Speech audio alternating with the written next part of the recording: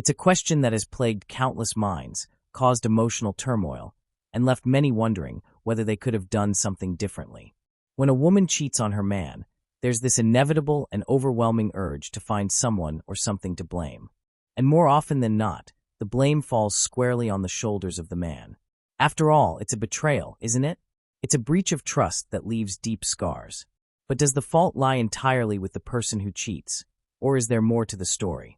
Can a man bear some responsibility for the actions of his partner, or is that too much to ask?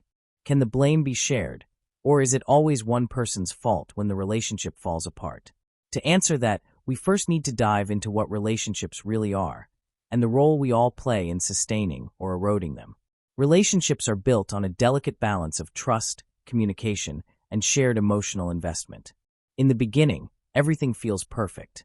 The attraction, the laughter, the shared experiences, they all contribute to this feeling of invincibility. You think it'll last forever. You think that you found someone who not only makes you feel good, but someone who understands you, someone who cares about you, and someone you can build a future with. But as time goes on, things change. People change. Situations change. The spark you once had can easily start to fade, sometimes without either of you realizing it. Life has a way of getting in the way. Work pressures, personal struggles, the routine of daily life, the stress that builds up when you're juggling 100 things at once. The problem is, most relationships don't come with a manual, and it's easy to fall into patterns where both partners start to take each other for granted. The idea that a man is entirely to blame for a woman's infidelity is simplistic. It ignores the complexity of human relationships and the individual responsibilities of both parties. It's tempting to say that a man should always know what his woman needs, should always keep the passion alive, should always be emotionally available and supportive. But is that realistic? Can anyone, man or woman, constantly be everything their partner needs? The expectation that someone should be constantly on in every aspect of their relationship is exhausting. Sometimes, it's not about one person failing to meet the other's needs. Sometimes it's about the lack of communication that allows those needs to go unmet in the first place. Let's talk about communication for a moment. The lack of it, more often than not, is the root of most relationship problems. We've all heard it before. We don't talk anymore. And when that happens, something starts to slip. When partners stop communicating, they stop understanding each other. They stop sharing their thoughts, their desires, their anxieties, and their frustrations. And in this silence, resentment can build. It's easy to point to the one who steps outside the relationship and say, they did it. They betrayed us. But where was the conversation before that? Where was the attempt to express those unmet needs, to confront the issues before they became insurmountable? When someone feels neglected, ignored, or emotionally abandoned, is it any wonder that they may seek that attention and affection elsewhere? It's not just about physical attraction or desire. It's about a deep emotional need that wasn't being fulfilled in the relationship. And when that need goes unaddressed, sometimes, infidelity becomes a way of filling that void. But let's take a step back here.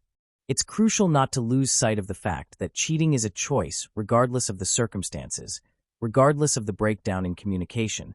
The person who cheats makes a conscious decision to betray their partner. No one is ever forced into infidelity. No situation, no lack of emotional connection can justify the pain and heartbreak caused by cheating. It's a violation of trust that can destroy relationships. It's a conscious act of choosing to break the commitment made to another person. And no one, no matter how much blame we want to assign, can deny that truth. But that's where it gets complicated. Because while cheating is undoubtedly a betrayal of trust, we also need to ask the hard questions. Why did it happen? What led to this point? When we only focus on the act of cheating itself, we ignore the broader context of the relationship. We overlook the smaller moments that led to the big moment of betrayal. We ignore the lack of communication, the unmet needs, the lack of emotional intimacy, and the emotional distance that may have grown between the two people. The truth is, relationships are two-sided. They require effort from both partners. If one person checks out, the other person can only do so much to keep things afloat. It's not about perfection, but about continuous effort, the effort to communicate, to listen, to support, to love, and to meet each other's needs. So, when a woman cheats, it's easy to point the finger at her and say, she did this. She betrayed you. She's the one who made the choice. But we must also acknowledge that there might have been signs, unmet needs, and missed opportunities for resolution before the infidelity ever took place. Now, let's be clear. No one is ever entitled to cheat no one. And even when a partner feels neglected or unheard, it does not give them the right to violate the trust of the relationship. If there are issues, they need to be addressed, not ignored or swept under the rug.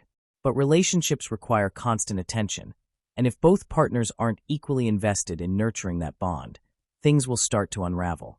When one partner starts to feel neglected, it can create an emotional vacuum.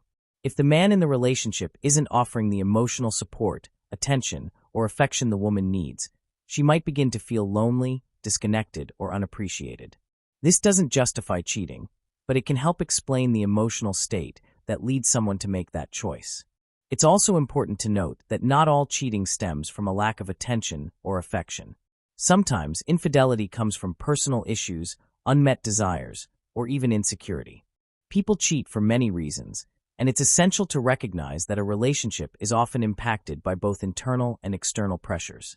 It's not always about the other person failing to meet the need. Sometimes, it's about the individual failing to understand themselves, to communicate their needs clearly, or to recognize the unhealthy patterns in their own behavior. But let's return to the core question. Is it the man's fault when his woman cheats? Ultimately, the answer is not simple. No, it is not entirely the man's fault. Infidelity is a personal choice made by the one who cheats.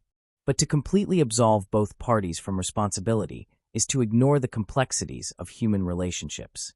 Relationships don't exist in a vacuum.